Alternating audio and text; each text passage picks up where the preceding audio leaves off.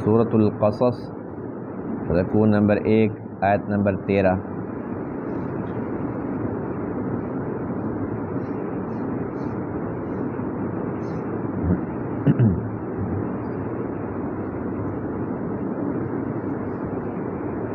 اعوذ باللہ من الشیطان الرجیم،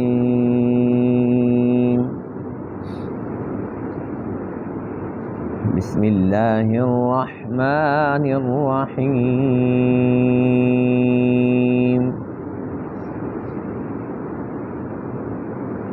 ولما بلغ أشده واستوى آتيناه حكما وعلما وكذلك نجزي المحسنين۔ ودخل المدينة على حين غفلة من أهلها فوجد فيها رجلين يقتتلان، هذا من شيعته وهذا من عدوه، فاستغاثه الذي من شيعته على الذي من عدوه فوكزه موسى فقضى عليه، قال هذا من عمل الشيطان إنه عدو مضل مبين۔ قال رب إني ظلمت نفسي فاغفر لي فغفر له إنه هو الغفور الرحيم۔ قال رب بما أنعمت علي فلن أكون ظهيرا للمجرمين۔ صدق اللہ العظیم۔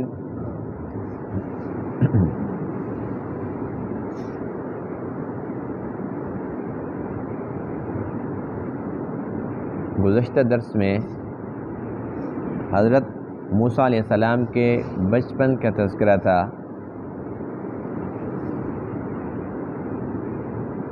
جس وقت آپ کو دودھ پلانے کے لیے مختلف دودھ پلانے والیاں، مختلف دائیاں آئی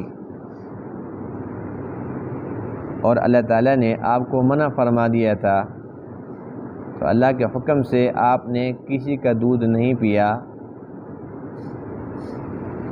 پھر موسیٰ علیہ السلام کی بہن نے اپنے ہی گھر کے متعلق ان کی رہنمائی کی۔ موسیٰ علیہ السلام کی ماں نے آپ کو دودھ پلایا اور آپ نے پی لیا۔ اللہ تعالیٰ کی قدرت سے موسیٰ علیہ السلام کی ماں اپنے بچے کو دودھ بھی پلا رہی تھی اور ساتھ ساتھ فرعون کی طرف سے وظیفہ اخراجات وہ بھی وصول کر رہی تھی۔ تو یہ اللہ تعالیٰ کی قدرت تھی۔ آج کے درس میں آیت کریمہ کے اندر موسیٰ علیہ السلام کی جوانی کا تذکرہ ہے، جب آپ کی عمر تقریباً 30 سے 33 کے درمیان تھی، اور اس دوران ایک عجیب واقعہ درپیش آیا کہ آپ ایک شہر کے اندر، وہ شہر جس کے اندر فرعون رہتا تھا اس سے 12 کلومیٹر کے فاصلے پر تھا، جس کا نام منوف لکھا ہے۔ اس شہر کے اندر آپ تھے، آپ نے دیکھا کہ دو بندے آپس کے اندر لڑائی کر رہے ہیں۔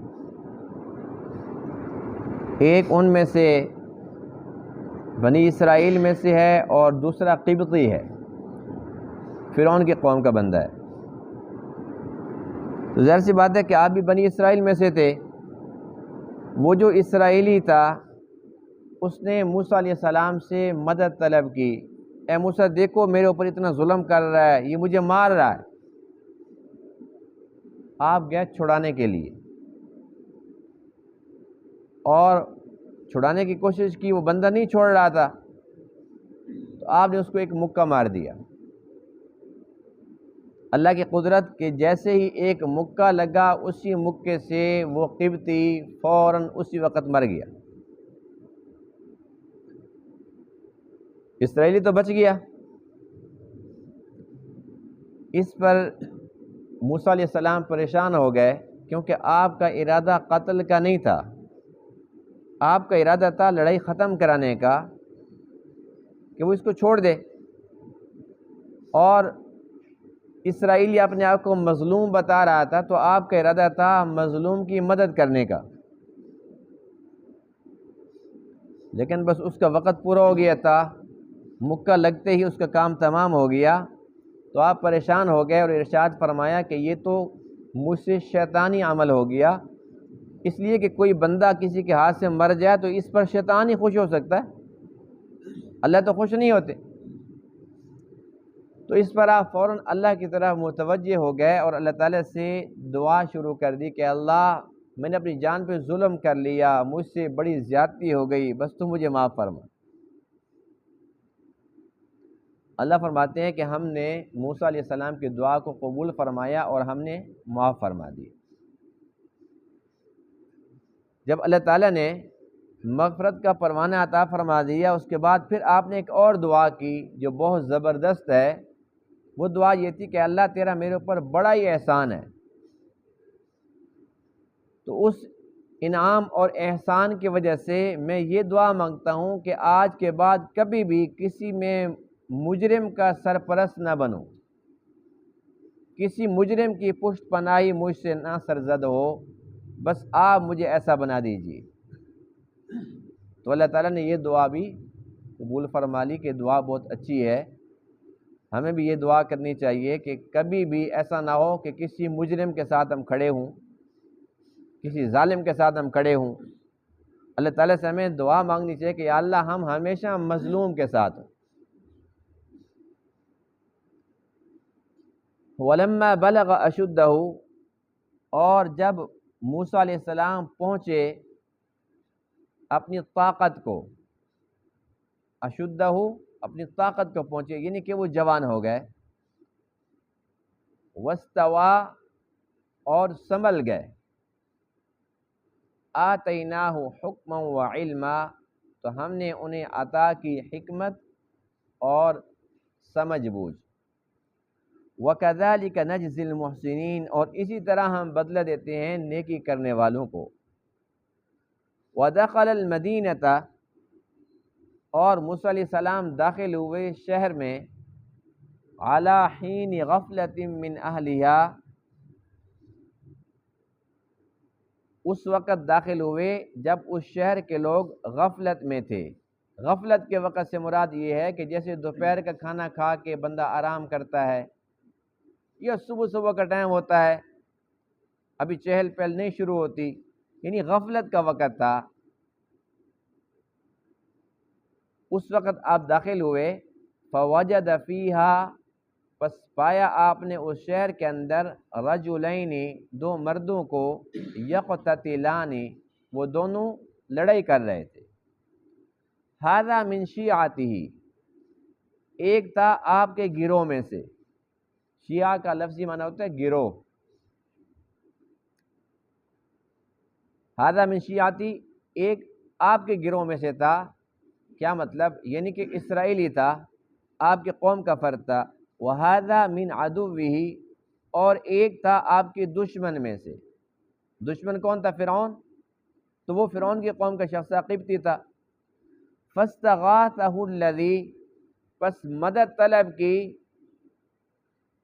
موسیٰ علیہ السلام سے اس شخص نے، من شیعتہ، جو آپ کے گروہ میں سے تھا، علی الذی من عدوہ، اس کے خلاف جو آپ کے دشمن سے تھا، یعنی اسرائیلی نے قبطی کے خلاف مدد طلب کی۔ فوکزہ موسیٰ، پس موسیٰ علیہ السلام نے ایک مکہ رسید کیا، فقضى علیہ، پس اس کا کام تمام کر دیا۔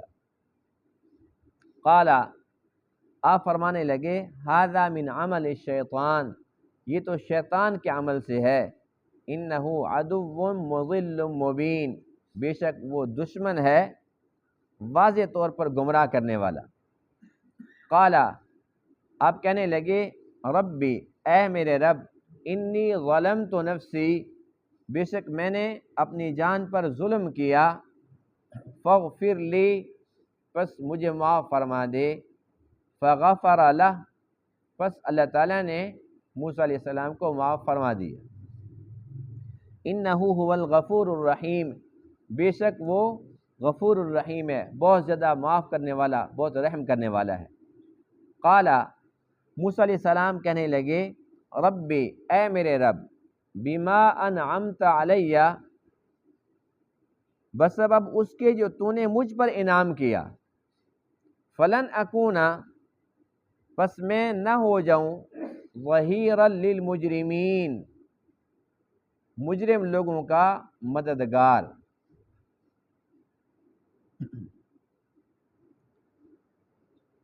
دیکھیے موسیٰ علیہ السلام کا جو قصہ چل رہا ہے ان آیت کریمہ کے اندر اتنی بات تو ہمیں سمجھ آ گئی کہ کوئی بھی قصہ ہو تو قصہ کو بطور قصہ صرف معلومات کی حد تک معلومات کے اضافے کے لیے یہ قرآن کا طریقہ نہیں ہے سمجھانے کا قرآن صرف اور صرف وہ باتیں جس کے اندر ہمارے لیے کچھ سبق ہو اب کہاں کل کے سبق کے اندر ہم یہ پڑھ رہے تھے کہ موسیٰ علیہ السلام بچے تھے اب وہ فرعون کے ہاتھ لگ گئے اب فرعون نے اپنے گھر اس کو بٹھا لیا اب دودھ پلانے کا بندوبست ہو رہا ہے اور آج کے درس کے اندر وہ 30 سے 33 سال کے ہو گئے ہیں تو درمیان کا عرصہ کہاں گیا اس کی ہمیں ضرورت نہیں تھی اس میں کوئی ایسی اہم باتیں نہیں ہوں گی تبھی اللہ تعالیٰ کا قرآن خاموش ہے عمر کے جس حصے کے اندر کوئی ایسا واقعہ درپیش آیا کوئی آپ نے سفر فرمایا کوئی بات کی ہے جس کے اندر ہمارے لیے کچھ اسباق چھپے ہوئے ہیں ہمارے لیے کچھ خزانے کوئی موتی چھپے ہوئے ہیں تو اللہ تعالیٰ وہ باتیں ہمیں بتائیں گے اب آپ 30 یا 33 سال کے یعنی کہ آپ جوان ہو گئے اور یہ وہ عمر ہے 30 سے 33 سال حدیث پاک میں ہے کہ جتنے بھی جنتی ہوں گے ان کی عمر 30 سے 33 کے درمیان ہوگی یعنی 33 سے وہ 34 پہ بھی نہیں جائیں گے بس وہ ہمیشہ جوان ہی رہیں گے 33 سال کے ہی رہیں گے وہ وہاں یہ خطرہ نہیں ہوگا کہ بھئی اب 80 سال سے اوپر ہو گیا دیکھو پتہ نہیں اب کیا بنے گا 90 سال کراس کر گیا بس اب بیچارہ یہ چل پھر رہا ہے مہمان ہے بس مسافر ہے کسی ٹائم بھی گر سکتا ہے ایسا کوئی خطرہ نہیں ہوگا وہاں پر 100 سال بعد بھی وہی 33 سال کے اور 1000 سال بعد بھی 33 سال اور لاکھ سال کے بعد بھی 33 سال کے ہوں گے ہے نا مزے کی بات یعنی کہ وہاں پر جوانی ہے تو پکی پکی ہے وہاں پر صحت ہے تو پکی پکی ہے نعمتیں ہیں تو پکی پکی ہیں بہرحال موسیٰ علیہ السلام جوانی کو پہنچ گئے اس دوران آپ کہاں رہے ظاہر سی بات ہے کہ جب دودھ پلانے کی مدت ختم ہوئی تو موسیٰ علیہ السلام کی ماں کی ڈیوٹی ختم ہو گئی اس کے بعد فرعون نے اپنے گھر رکھ لیا اور اپنے گھر کے اندر ہی آپ کو کھلاتے تھے پلاتے تھے یوں سمجھ لو کہ جیسے ایک بادشاہ نے اپنا بچہ بنا لیا تو آپ شہزادے بن گئے اور اسی دوران وہ واقعہ بھی ہوا تھا کہ جب فرعون اٹھاتا تھا تو موسیٰ علیہ السلام سے پیار کرتا تھا آپ سیدھے داڑھی کو پکڑ لیتے تھے یہ تو بچے لیکن عام بچے تو نہیں تھے نا فرعون کہتا تھا مجھے سمجھ نہیں آتی میں اس کو اٹھاتا ہوں پیار کرنے کے لیے یہ میری داڑھی کو پکڑ لیتا ہے مجھے لگتا ہے یہ وہی بچہ ہے پھر اس نے بیچ میں کئی بار منصوبے بنایا کہ بس اس کا کام تمام کر دوں مجھے ڈر لگ رہا ہے لیکن اللہ تعالیٰ نے موسیٰ علیہ السلام کی حفاظت فرمانی تھی ایک بار تو ایسا ہوا کہ اس نے پکا فیصلہ کر لیا اس پر پھر آسیہ فرمانے لگی کہ چلو ایسا کرتے ہیں اس کا امتحان لے لیتے ہیں بچہ ہے بچہ تو نہ سمجھ ہوتا ہے اور اس وقت کے جو بادشاہ تھے نا وہ داڑھی کے اندر بھی موتی لگاتے تھے جیسے فرعون ہے نا جیسے عورتیں کڑے پہنتی ہیں اور یہ زیور پہنتی ہیں تو اس وقت کے بادشاہ وہ سونے کے کڑے بھی پہنتے تھے اور سونے کا تاج بھی پہنتے تھے اور ہیرے بھی پہنتے تھے اور داڑھی کے اندر موتی قیمتی قیمتی وہ بھی لگاتے تھے تو فرعون کی بھی داڑھی تھی اور اس نے اس کے اندر موتی لگا رکھے تھے آسے نے فرمایا کہ وہ جو اتنے خوبصورت ہیں، بچہ ہے تو وہ ان کے ساتھ کھیلتا ہوگا. اس نے کہا نہیں، پکڑ کے کھینچتا ہے. تو اس نے بطور امتحان کیا کیا کہ ایک طرف انگارے رکھ دیا اور ایک طرف پھول رکھ دیے. امتحان لے لیتے ہیں. تو موسیٰ علیہ السلام تو جا رہے تھے پھولوں کی طرف. جبرائیل نے کہا کیا کر رہے ہو؟ پھول اٹھا لیے تو ابھی گردن کاٹ دے گا. تو وہ کیا کہ فوراً ہاتھ انگاروں کی طرف کیا تو آپ نے انگارہ اٹھایا اور منہ میں ڈال دیا. بس اس کے بعد پھر فرعون نے کہا ٹھیک ہے، بس اب مجھے سمجھ آ گئی ہے کہ واقعی بچہ نہ سمجھ ہے. اور اس انگارے سے زبان پہ وہ لکنت ہو گئی تھی. جب اللہ نے نبوت بھی عطا فرما دی تو آپ نے پھر التجا کی کہ اللہ آپ ایسا کریں کہ میرے بھائی ہارون کو میرے ساتھ میرا مددگار بنا دیں، میرا وزیر بنا دیں، اس کو نبی بنا کر بھیجیں. وہ افصح منی لسانہ، اس کی زبان بڑی صاف ہے. تو وہ لکنت اسی کوئلے کی وجہ سے، اس انگارے کی وجہ سے ہو گئی تھی. تو آپ 30 یا 33 سال کے ہو گئے. اس دوران آپ فرعون کے گھر شہزادوں کی طرح رہتے تھے، کھاتے تھے، پیتے تھے، خرچہ فرعون کرتا تھا. اللہ دکھا رہا تھا کہ اے فرعون یہ میری قدرت ہے، تیرا دشمن تیرے گھر کے اندر رہتا ہے، تیرا کھاتا ہے، یہیں پر وہ پل رہا ہے، دیکھ میری قدرت. تو اس دوران ایسا کرتے تھے کہ آپ اپنی ماں کے پاس بھی ملنے کے لیے جاتے تھے. اور یہ یہاں سے تقریباً 10 یا 12 میل کا فاصلہ تھا. اس شہر کے اندر یہ واقعہ پیش آیا، یعنی کہ آپ جاتے تھے ماں کو ملنے کے لیے، ماں کو ملنے گئے یا ویسے وہاں پر گئے تو آپ نے دیکھا کہ 2 بندے وہاں پر لڑائی کر رہے ہیں، ایک اسرائیلی اور ایک قبطی. اب اس نے کیا کیا؟ فاستغاثہ الذی، استغاثہ کہتے ہیں فریاد کرنے کو، استغاثہ مدد طلب کرنے کو. تو اس نے استغاثہ کیا، مدد طلب کی اسرائیلی نے، مجھے مار رہا ہے موسیٰ، دیکھو مجھے مار رہا ہے، مجھے بچاؤ. آپ نے چھڑانے کی کوشش کی، وہ نہیں چھوڑ رہا تھا. فوقظہ موسیٰ، اس سے مکہ مارا، فقضى علیہ، اس کا کام تمام کر دیا، یعنی کہ وہ موقع پر مر گیا. اللہ کی قدرت.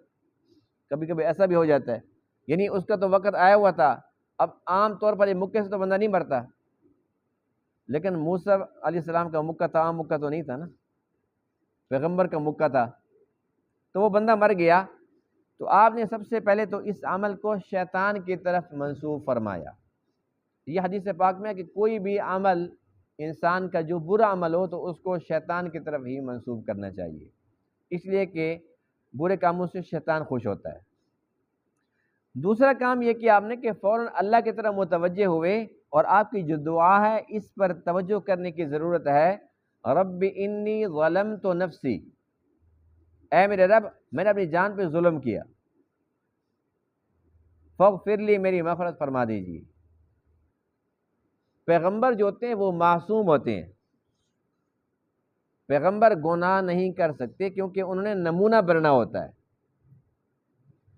لیکن اللہ کا قرب اتنا زیادہ ہوتا ہے کہ چھوٹی سی لغزش بھی ہو جائے تو آپ اس کو بہت بڑا خیال کرتے ہیں. جس طریقے سے حضرت یونس علیہ السلام جب مچھلی کے پیٹ میں چلے گئے تو آپ نے کیا دعا کی تھی؟ لا الہ الا انت سبحانک، اللہ تیرے بغیر کوئی الہ نہیں، تیری ذات پاک ہے. انی کنت من الظالمین، بے شک میں ظلم کرنے والوں میں سے ہوں. آپ بھی پیغمبر تھے، آپ نے کوئی گناہ نہیں کیا تھا، ایک لغزش تھی کہ اللہ کے حکم کا انتظار نہیں کیا تھا، پہلے بس ہی چھوڑ کے چلے گئے تھے. بس اس لغزش کو آپ نے اتنا بڑا قرار دیا، کیا فرمایا کہ میں ظالموں میں سے ہو گیا ہوں، ظلم کرنے والوں میں سے ہو گیا.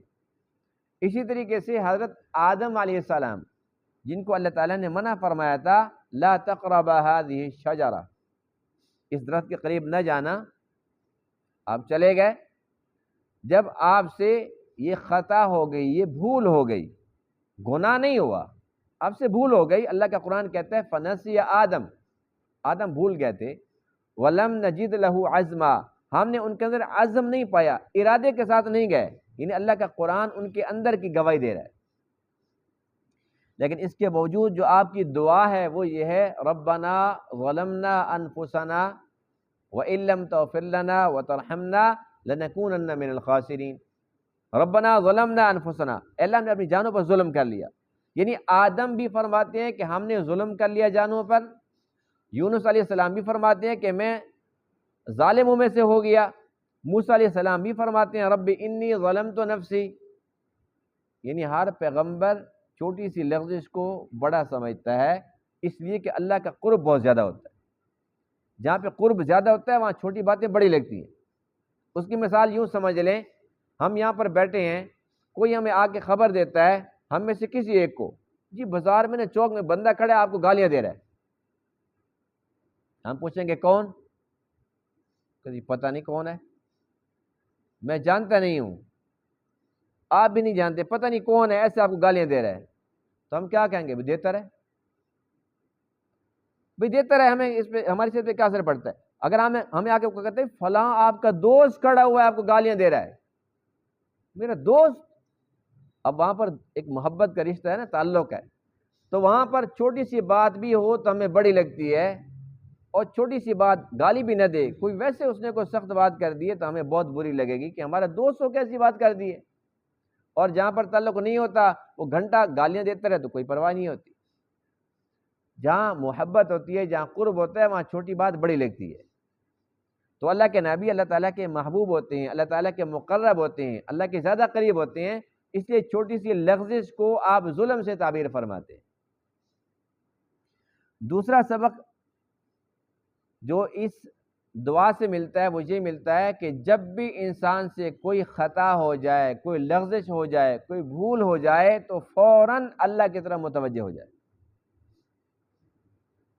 اس لیے کہ غلطی کو غلطی مان لینا اور اللہ تعالیٰ کی طرف متوجہ ہو جانا، اللہ کی طرف رجوع کر لینا، توبہ کر لینا، یہ پیغمبروں کا شیوا ہے۔ اور غلطی کو غلطی نہ ماننا، اس پر اصرار کرنا، اس پہ اکڑ جانا، یہ شیطان کی خصلت ہے۔ شیطان کے لیے بھی توبہ کے دروازے ابھی تک بند نہیں ہوئے۔ کسی آیت میں، کسی حدیث میں آج تک پڑھا سنا کہ توبہ کے دروازے کھلے ہوئے ہیں لیکن شیطان کے لیے نہیں کھلے ہوئے؟ سب کے لیے کھلے ہوئے ہیں نا، لیکن وہ کہتے ہیں میں نے غلطی کی ہی نہیں۔ جب ایک بندہ اپنے آپ کو مریض ہی نہیں مانے گا تو وہ دوائی کھائے گا؟ ایک بندہ کہتا ہے مجھے شوگر نہیں ہے، بے شک 400 پہ 600 پہنچ گئی، وہ مانتے ہی نہیں ہے، پرہیز کرے گا؟ نہ پرہیز کرے گا نہ دوائی کھائے گا۔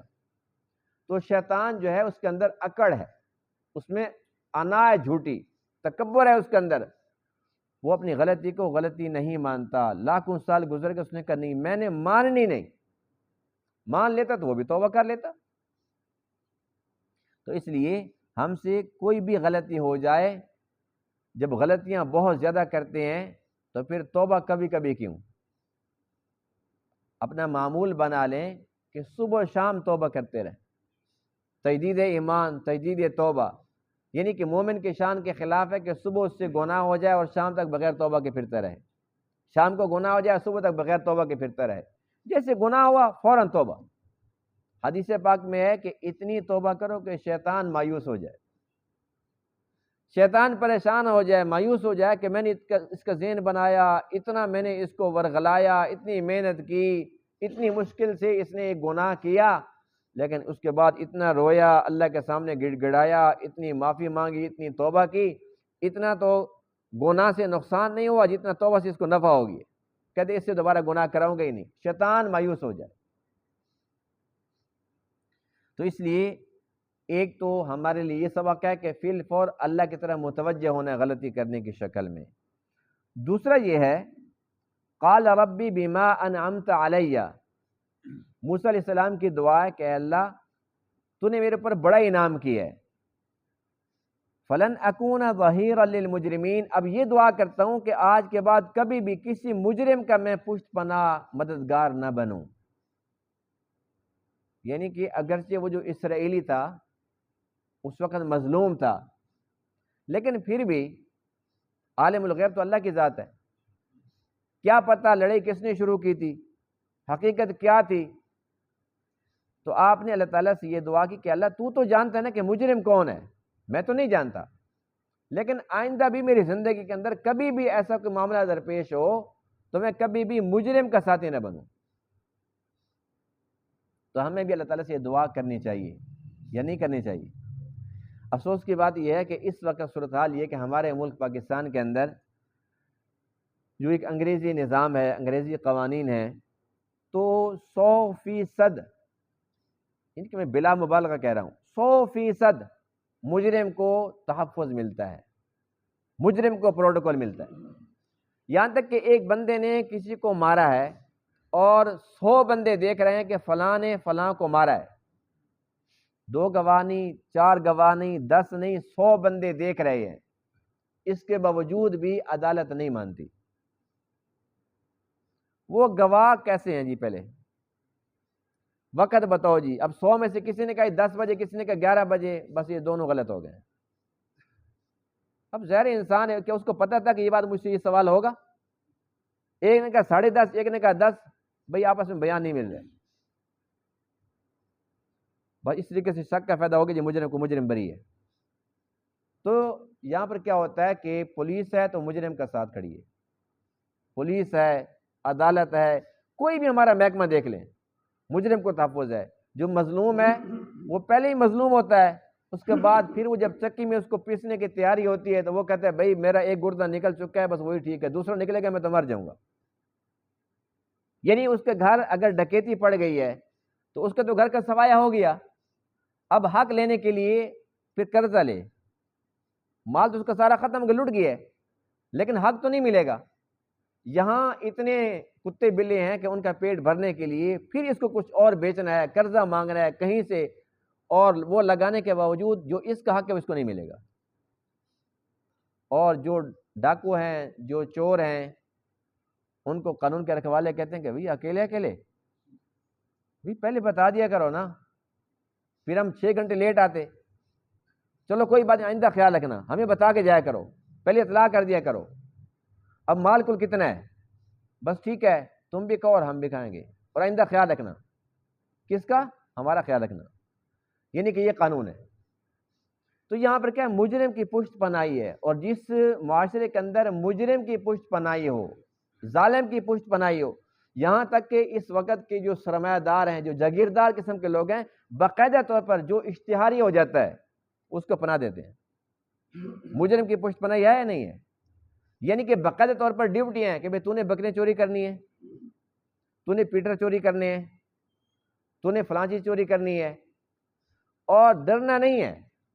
موقع پہ پکڑا بھی گیا تو میں ہوں نا، اور پھر وہ پیچھے سے فون کر دیتے ہیں بھئی یہ بندہ ہمارا خیال رکھنا۔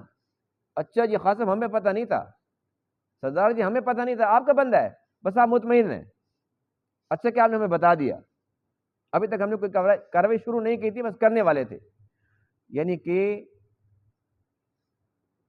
پولیس سے لے کر عدالت سے کیا ہر محکمے کے اندر بیٹھے ہوئے ہیں مجرم کو راستہ دینے کے لیے کہ بھائی تو قتل بھی کر کے آ گیا تو پریشان نہیں ہونا، راستہ ہے، لیکن تو سمجھتا تو ہے نا بھی راستہ بنے گا کیسے؟ کہتے ہیں ہاں جی یہ تو مجھے پتہ ہے، پھر اتنا بڑا میں نے کام کیا، اتنا بڑا جرم کیا ہے، تو کہتے ہیں راستہ ہے، چور چلے جائے راستہ ہے، ڈاکو چلے جائے راستہ ہے، لیکن مظلوم چلا جائے جی فلاں بندہ میرا حق کھا گیا، کہتا ہے پھر ہم کیا کریں؟ ہم سے پوچھ کے کام کیا تھا؟ یعنی مظلوم کو دبایا جاتا ہے، ظالم کے ساتھ کندھے سے کندھا ملا کے کھڑے ہیں۔ اور حیرت ہوتی ہے کہ جب جاؤ نا تھانے کے اندر تو چور ڈاکو وہ اس طریقے سے بیٹھے ہوتے ہیں کرسیوں پر جس طریقے سے تھانے کے مالک ہوں۔ یعنی کہ چوروں کو تحفظ ہے، انہیں پروٹوکول ہے۔ تو موسیٰ علیہ السلام کی جو یہ دعا ہے اس میں ہمارے لیے بہت بڑا سبق ہے۔ یعنی اللہ تعالیٰ سے ہم دعا کرتے رہیں کہ یا اللہ کبھی بھی ایسا نہ ہو فلن اکون ظہیرا للمجرمین کہ میں مجرموں کا پشت بنا بنوں، میں ان کی پشت پناہی کروں، ان کا مددگار بنوں، کبھی بھی ایسا نہ ہو۔ یا اللہ تو توفیق دے، تیری توفیق کے بغیر ناممکن۔ اور یہاں پر ایک اور اہم ترین بات اور آخری بات کہ دیکھیے ہماری زندگی میں کسی کی زندگی کے اندر بھی ایسے واقعات، ایسے حالات پیش آ سکتے ہیں، بے شک اپنے گھر کا فرد ہی کیوں نہ ہو، اپنا بھائی ہو، اپنا بیٹا ہو، اپنا بھتیجا ہو، اپنا بھانجا، یعنی کیونکہ اپنا ہی خاندان کو، اپنا قریبی ہی کیوں نہ ہو، اگر وہ ظالم ہے تو ہم نے اس کا خیال نہیں کرنا، ہم نے اللہ کو دیکھنا ہے۔ غلطی اپنا کرے یا غیر کرے، جو مجرم ہے وہ مجرم ہے، بے شک اپنے کیوں نہ ہو۔ آقا علیہ السلام نے ہمیشہ بلا تفریق حدیں جاری فرمائی تھی، اور خلفائے راشدین کے دور کے اندر جو حدیں جاری ہوتی تھی بلا تفریق ہوتی تھی کہ یہ کون ہے یہ نہیں دیکھا جاتا تھا، یہ دیکھا جاتا تھا کہ جرم کیا کیا ہے اور اس کے بارے میں اللہ کا حکم کیا کہتا ہے۔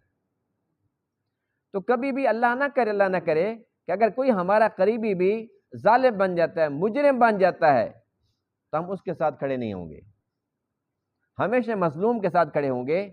اس کے اندر کیا ہوگا؟ اللہ تعالیٰ کی طرف سے رحمتیں برسیں گی، اللہ تعالیٰ راضی ہوں گے کہ دیکھو میرا بندہ مجھ سے کتنی محبت کرتا ہے، بیٹے سے محبت نہیں کرتا، بھائی سے محبت نہیں کرتا اتنی جتنی مجھ سے محبت کرتا ہے، میری اہمیت اس کے دل میں زیادہ ہے۔ اللہ تعالیٰ خوش ہوگا کہ نہیں ہوگا؟ یہ باتیں اپنے آپ کو سمجھانی پڑتی ہیں، یہ کام ہوتے بڑے مشکل ہیں، لیکن کوئی کام بھی ناممکن نہیں ہے۔ اللہ نے جو بھی ہمیں احکامات عطا فرمائے، یقیناً ہمارے اندر وسعت ہے، طاقت ہے، جس میں جتنی طاقت ہے اللہ نے اس کو اتنا ہی پابند بنایا، اتنا ہی اس کو اللہ تعالیٰ نے مکلف بنایا۔ اس لیے کام ہمارے بس میں ہم کر سکتے ہیں، لیکن شیطان ورغلاتا ہے، لوگ کیا کہیں گے جی، خاندان سے تم کٹ جاؤ گے جی، خاندان ٹوٹ جائے گا جی، اس کو تو بڑا نقصان ہو جائے گا۔ اللہ فرماتے ہیں کہ اس نقصان کو نہ دیکھو، یہ دیکھو کہ میں نے رب کے حضور پیش ہونا ہے، رب کو کیا منہ دکھاؤں گا۔ تو اپنے آپ کو سمجھانے کی کوشش کریں گے نا انشاءاللہ۔ اللہ تعالیٰ عمل کرنے کی توفیق عطا فرمائے۔ وآخر دعوانا الحمدللہ رب العالمین۔